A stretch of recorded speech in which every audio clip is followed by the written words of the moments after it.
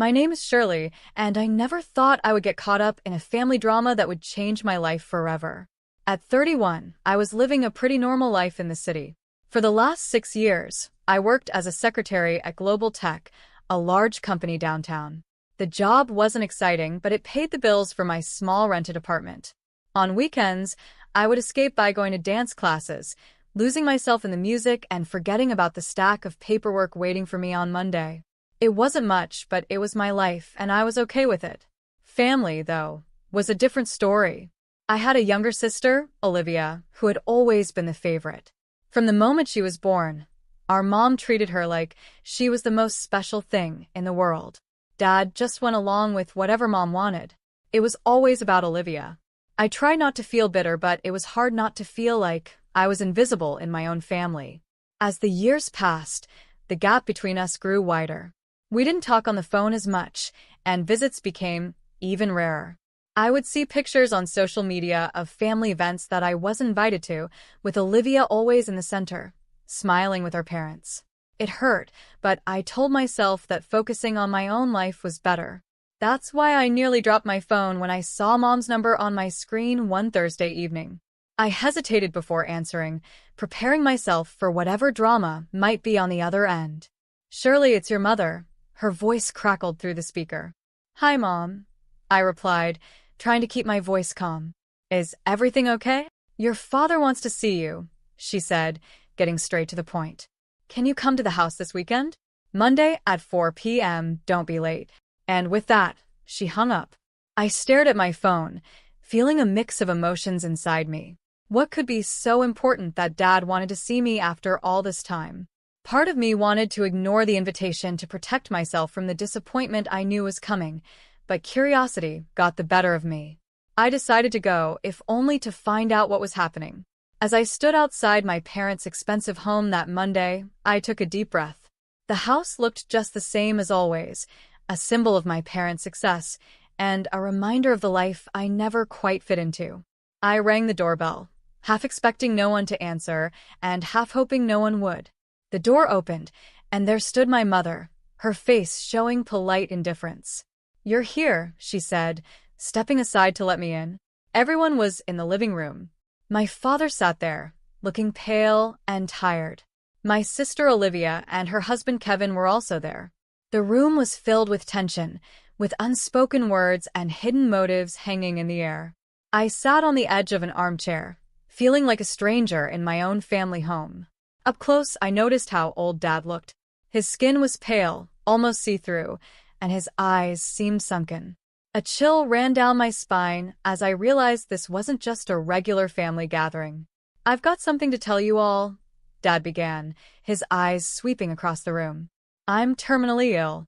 The doctors say I don't have much time left." The words hit me like a punch in the gut. I gasped, tears filling my eyes. Despite the strained relationship we had, I loved my father, and the thought of losing him was unbearable. "Daddy," I choked out, reaching for his hand. He squeezed mine weakly, a sad smile on his face. Olivia let out a loud sob, burying her face in her husband's shoulder. Mom sat there, expressionless, her lips pressed into a thin line. I wondered how long they had known, and how long they had kept this from me. "There's more," Dad said, his voice getting stronger. "I've made some decisions about my will." The room went silent. Even Olivia's sobs quieted as everyone leaned in to listen. "Lauren," Dad said, looking at Mom, "you get the apartment in the city." Mom nodded, as if she expected this. "Olivia, the house will be yours." Olivia's eyes lit up, a smile breaking through her tears.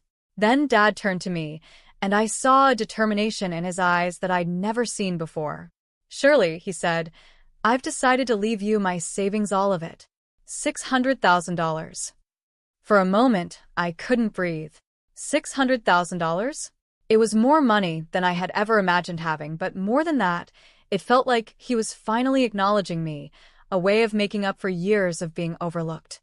The silence that followed was heavy, and then all hell broke loose. Olivia jumped to her feet, her face twisted with anger.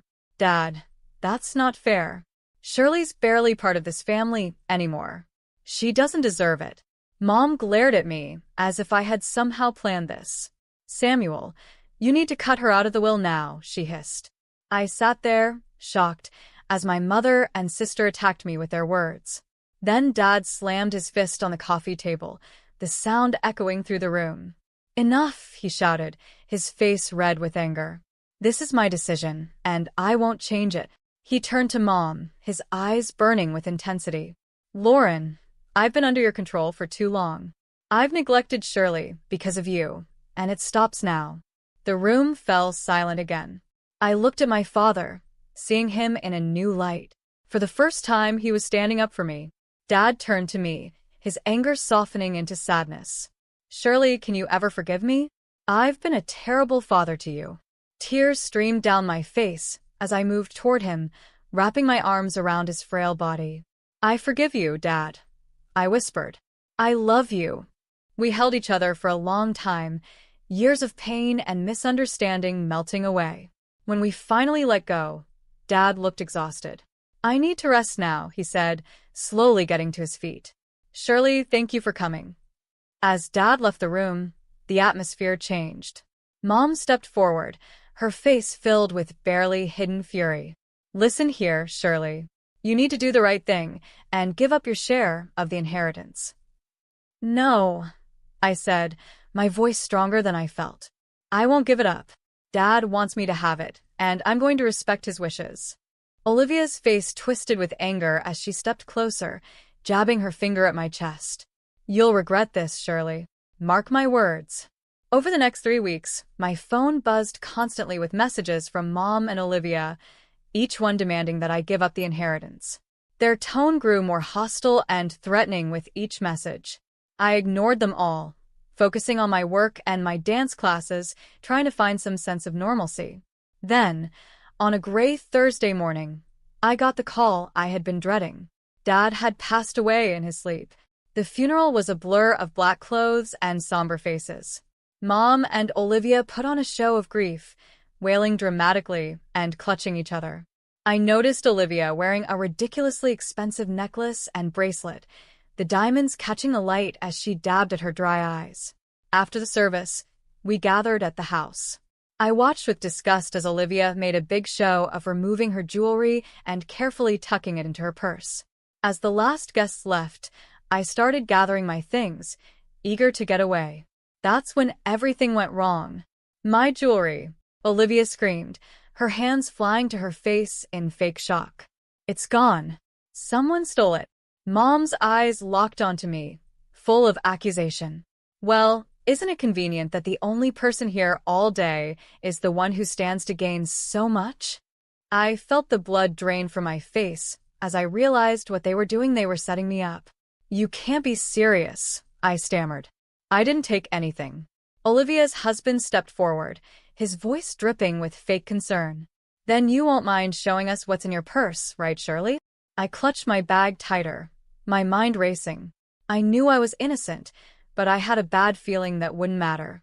No, I said firmly. I don't have to prove anything to you. Olivia's husband pulled out his phone. Then you leave me no choice. I'm calling the police. As he dialed, I saw a triumphant smirk flash across Olivia's face. In that moment, I realized just how far they were willing to go to get what they wanted. I stood frozen, my heart pounding, as 4 officers entered the house.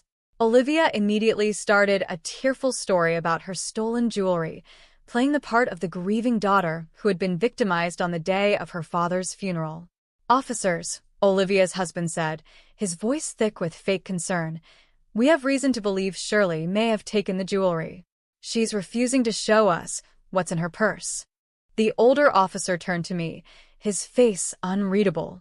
Ma'am, would you mind opening your purse for us? I felt trapped, knowing that whatever happened next wouldn't end well for me. With shaking hands, I opened my purse. The officer looked inside, and his expression hardened. Ma'am, I'm going to have to ask you to come with us, he said, pulling out Olivia's necklace and bracelet from my purse. The world seemed to spin.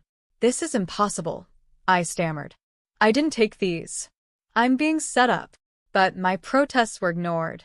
Mom and Olivia started shouting, calling me a thief and a liar, hurling insults that cut deeper than any knife. As the officers led me out, I caught a glimpse of Olivia's smug smile hidden behind her hand as she pretended to cry. At the police station, I sat in a cold, bare interrogation room, still wearing my funeral clothes, trying to make sense of what had just happened. Hours passed, and then the door opened. To my surprise, it wasn't a police officer who walked in, but my mother. She waved off the officer standing guard, insisting she speak to me alone. As soon as the door closed behind her, Mom's attitude changed completely. The grieving widow was gone, replaced by a cold, calculating woman I hardly recognized. "Listen carefully, Shirley," she hissed, leaning in close. "You have one chance to fix this mess. Give up the inheritance, sign it over to Olivia, and all of this will go away, the charges, the scandal, everything." I stared at her, disbelief mixing with a growing sense of betrayal. "You set me up? Your own daughter?" Mom's laugh was harsh and without any warmth. "Oh, please. You stopped being part of this family a long time ago. Now you have a choice. Give up the money, or we'll make sure you go to prison. Think about it, Shirley. A thief who stole from her own sister at their father's funeral, your reputation will be ruined. You'll lose everything." I felt sick to my stomach as the full weight of their betrayal hit me. "No," I said, my voice barely a whisper. "I won't do it. I didn't steal anything, and I won't let you blackmail me." Mom's eyes flashed with anger. "You ungrateful little rat," she spat. "I hope you enjoy prison. Everyone will know what you did stealing from your own family. You'll be nothing but a criminal, a disgrace." With that, she turned and slammed the door behind her. I sat there, stunned, as tears streamed down my face. The reality of my situation began to sink in. Later that night, I was released on bail, stumbling out of the police station into the cool night air. My phone buzzed with a message from my boss at Global Tech. My stomach dropped as I read it. "Shirley, I've heard some disturbing rumors. Until the situation is resolved, I think it's best you take some time off, paid leave, of course. I believe in your innocence, but we need to protect the company's reputation. Take care." I leaned against the cold brick wall of the station, feeling my world crumbling around me. In just one day, I had lost my father, been betrayed by my family, arrested, and now I was on the verge of losing my job. The next morning, I woke up with a renewed sense of purpose. With trembling fingers, I searched online for private investigators nearby. One name caught my attention: Paul Mescal, a former police detective turned private investigator, known for solving tough cases.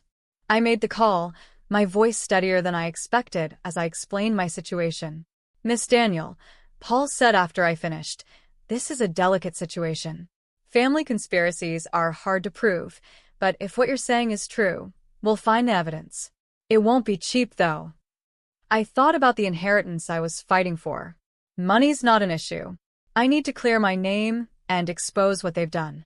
The last weeks were a blur of secret meetings with Paul, anxious waiting, and sleepless nights. I threw myself into my dance classes on weekends, desperate for any distraction from the constant worry. My phone stayed silent, no calls from work, no more threats from my family. The silence was almost worse than the conflict. Then, one rainy afternoon, my phone rang. It was Paul. "Shirley," he said, his voice serious, "I've got news, but you're not going to like it." My heart sank. "What is it, Paul?" He sighed. "I've been following your mother and sister, trying to catch them talking about the inheritance or the theft, but they're careful, too careful. They never discuss it in public, and I can't legally bug their homes." I felt the last bit of hope fading. "So that's it? There's nothing we can do?" "Not exactly," Paul replied, a hint of hesitation in his voice. "I did find something, but it's not directly related to your case. It's about your sister." I sat up straighter. "What about her?" "She's having an affair, Shirley.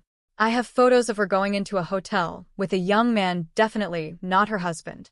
I also recorded some of their conversations, and let's just say they're not flattering to her husband." For a moment, I sat in stunned silence.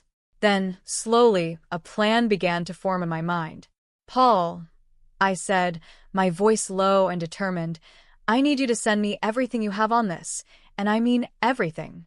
As soon as I hung up, I sprang into action. I spent the next hour going through the photos and recordings Paul sent, my mind racing with possibilities. Finally, I made a decision. I picked the most incriminating photo, my sister entering the hotel with her young lover, and sent it to her husband's phone with a simple message. "Interested in knowing what happened next? Meet me at Alfred Coffee tomorrow at 4 p.m. The next day, I arrived at the cafe early, my nerves on edge.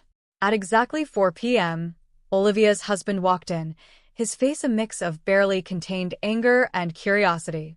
"What's this about, Shirley?" he demanded as he sat down across from me. I took a deep breath. "I think you already know, Kevin. But what you've seen is just the beginning."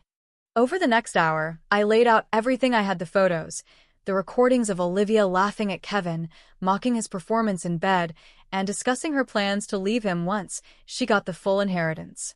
Kevin sat in stunned silence, his face growing paler with each revelation. When I finished, he looked up at me, his eyes blazing with a mix of pain and anger. "What do you want?" he asked, his voice hoarse.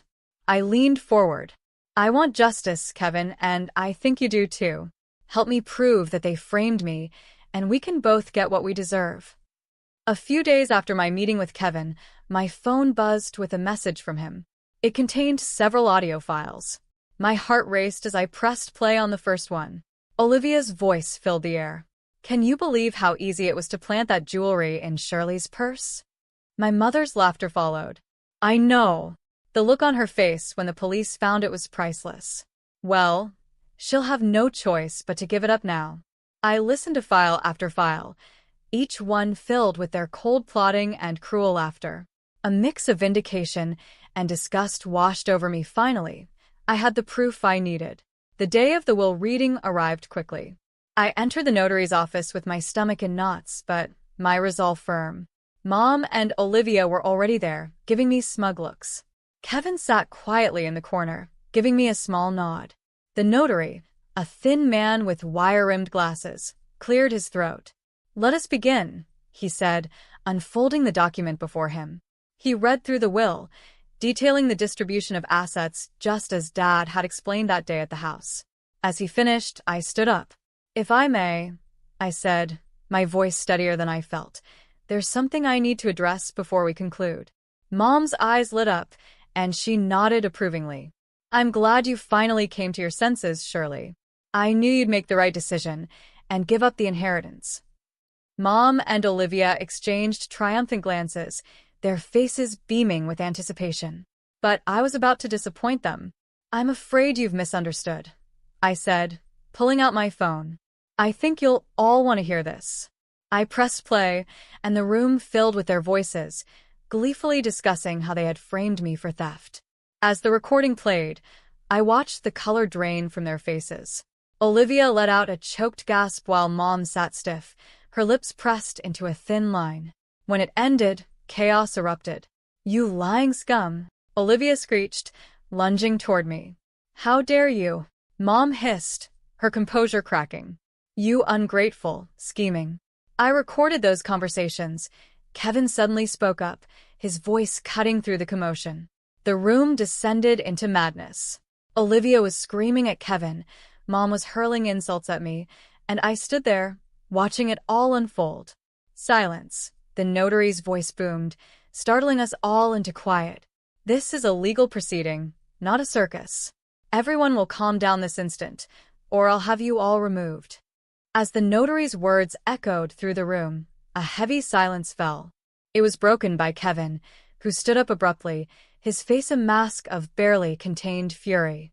"Since we're airing dirty laundry," he said, his voice trembling with anger, "I have something to add."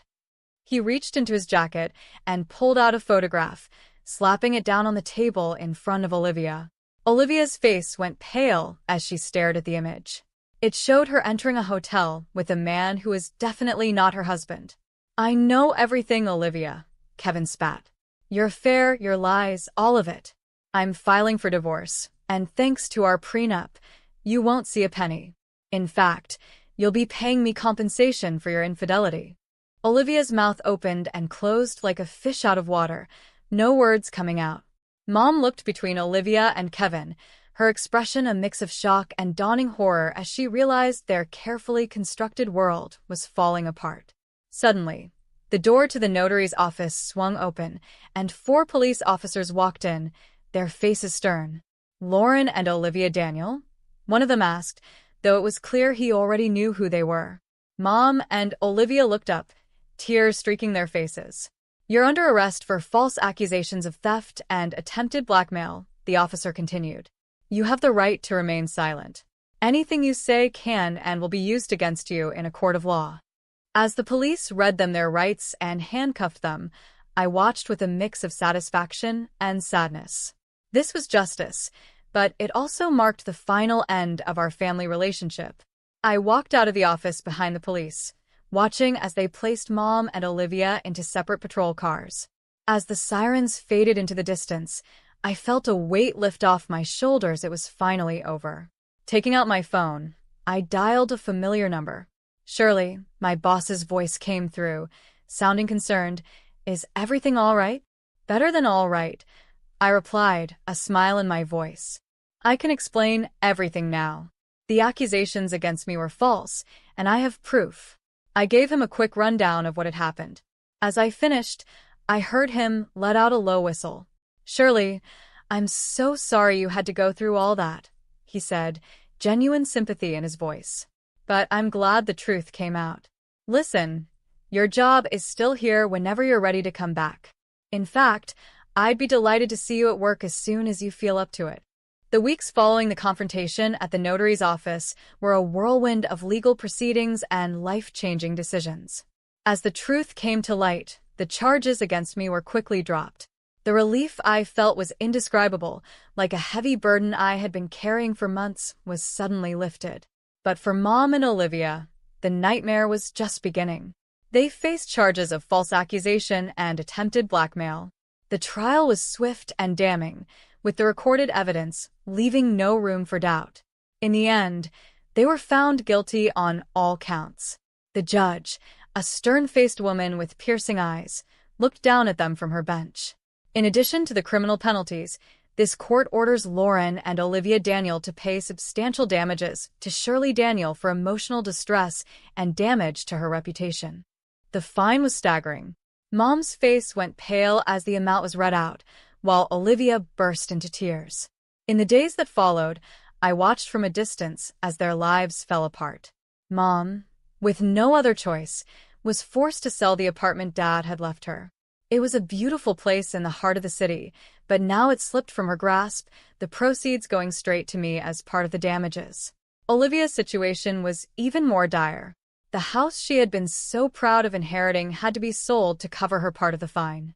I couldn't help but feel a small sense of satisfaction as I remembered Olivia's smug face the day Dad announced his will. But Olivia's troubles didn't stop there. True to his word, Kevin filed for divorce and demanded the compensation outlined in their prenuptial agreement for her infidelity. What little money was left from the sale of the house went straight to him. In just a few short months, Mom and Olivia lost everything: their comfortable lives, their social standing, their financial security. All of it was gone. They were left with nothing but the consequences of their own actions. As for me, I found myself in a position I'd never imagined. With the inheritance from Dad and the damages from Mom and Olivia, I had more money than I knew what to do with. After much thought, I decided to buy a beautiful apartment in a quiet part of town. It was everything I had ever wanted in a home: spacious, bright, and most importantly, it was mine. The rest of the money I invested carefully. I spent hours researching, consulting with financial advisors, and making smart decisions. My goal was to ensure a steady income for years to come, to build the security I had always longed for. As I stood in my new apartment, looking out over the city skyline, I reflected on the turbulent journey that had brought me here: the pain, the betrayal, the fight for justice.